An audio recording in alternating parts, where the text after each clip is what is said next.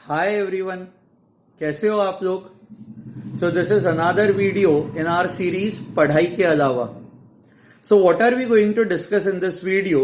सो इस वीडियो के अंदर बेसिकली हम लोग उस चीज के बारे में बात करेंगे जिसकी लास्ट एक हफ्ते से बहुत ज्यादा चर्चा हो रही है। That is reduction in syllabus. Okay, so आप सीबीएसई बोर्ड, आप स्टेट बोर्ड देखो, आप 9th स्टैंडर्ड में हो, 10th में हो, 11th में हो, 12th में हो, सो हर जगह पे बात यही हो रही है ना, सिलेबस 25% से रिड्यूस हो गया है, 30% से रिड्यूस हो गया है। एंड आप बच्चे तो खुश रहोगे यार, मतलब ये सोचते रहोगे चलो लॉकडाउन का कुछ तो अच्छा हुआ, राइट, कम पढ़ना पड़ेगा। एंड आप अपनी जगह पे एकदम सही हो, आप कम पढ़ो and then still you might end up scoring good marks, right. Every year बच्चे जितना पढ़ते उतना अब आपको पढ़ने की जरूरत नहीं है एंड फिर भी मार्क्स बहुत अच्छे आ जाएंगे आप लोगों के। Okay, so now the question is ये वीडियो क्यों है।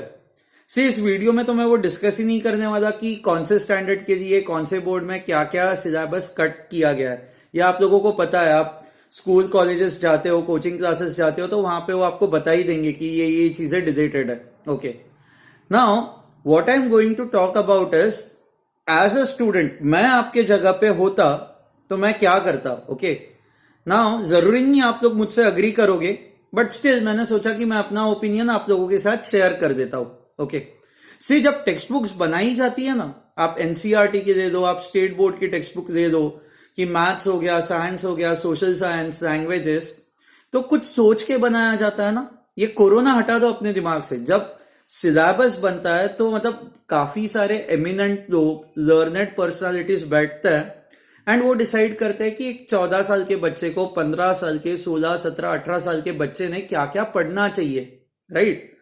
अब कोरोना आया तो हम लोग ये मानते हैं कि स्कूल्स बंद है, कोचिंग क्लासेस बंद है, मतलब नॉर्मली आप जैसे पढ़ते हो वैसे नहीं पढ़ रहे हो, आप शायद ऑनलाइन मोड पे पढ़ रहे हो। सो ये आपके लिए चेंज है। ओके, एंड मे बी आप इससे कंफर्टेबल नहीं हो, बट आपकी एज तो कम हुई नहीं है ना, आपकी जो एज है वही आपकी एज है ना। आप 16 साल के हो तो ऐसा तो हुआ नहीं है कि आप 14 साल के हो गए हो, आप 16 के ही हो ना अभी भी।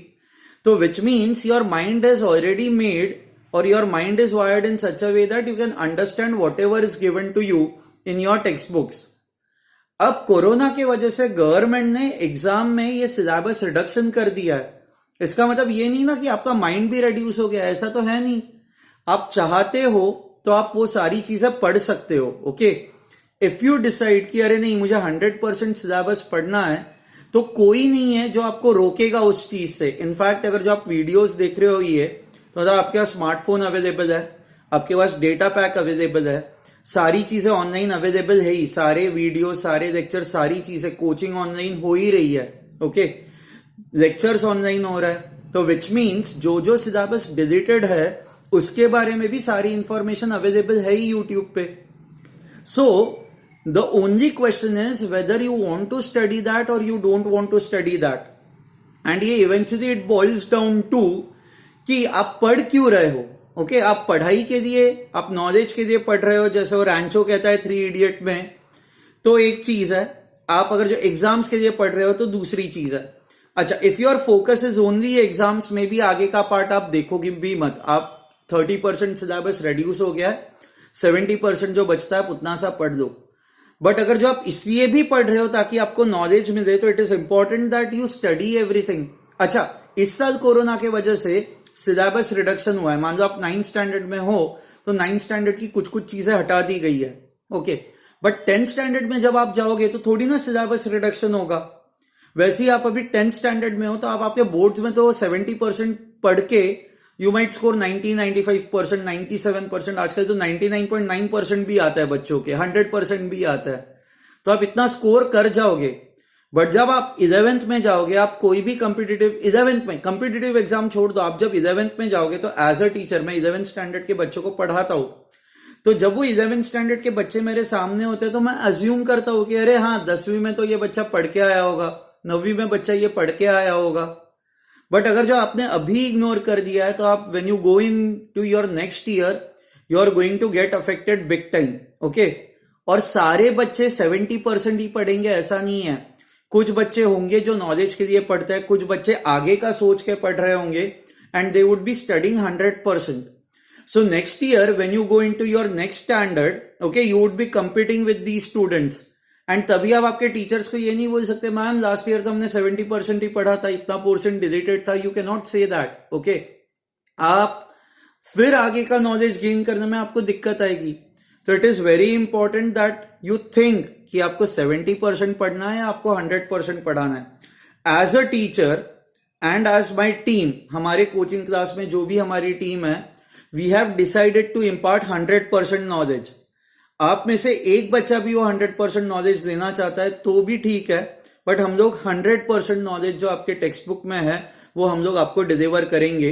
सो दैट अभी के तो एग्जाम्स ठीक है, बट आप जब नेक्स्ट ईयर जाओगे, ओके, तो आप कहीं पे भी अटकोगे नहीं. You will not feel handicapped when you go into your next year. Okay, so mentally prepare your self. अगर जो आप नेक्स्ट ईयर का थोड़ा फ्यूचर का सोचते हो, नॉलेज का सोचते हो कि अभी सब कुछ पढ़ना है, ओके, हाँ, बट अगर जो आप बस इसी स्टैंडर्ड का सोच रहे हो, आगे का बाद में देखा जाएगा, फ्यूचर किसने देखा है, आप बस इसी स्टैंडर्ड का सोच रहे हो, तो you can only focus on 70%. That is your choice. अच्छा, सेकेंड थिंग जो है दैट इज कॉम्पिटिटिव एग्जाम्स. आप 11th-12th में हो या आप 9th या 10th में हो, तो आप 9th-10th में हो तो आप शायद नेक्स्ट ईयर NTSC एग्जाम दोगे. आप 11th-12th में हो तो आप JEE नीट दोगे. अब तक तो ये पता नहीं ना हमें कि ये जो सिलेबस रिडक्शन है ये तो बोर्ड एग्जाम के लिए आया हुआ है, बट NTSC एग्जाम का कोई सिलेबस रिडक्शन ऐसा किसी ने कोई बात नहीं की है. ना ही हमें ये पता है कि JEE नीट में सिलेबस रिड्यूस होगा नहीं होगा. ओके, तो ऐसे केस में अगर जो आप मान लो 70% ही पढ़ते हो और बाकी 30% को इग्नोर करते हो, तो you are taking a big risk. Okay, आप बहुत बड़ी रिस्क दे रहे हो.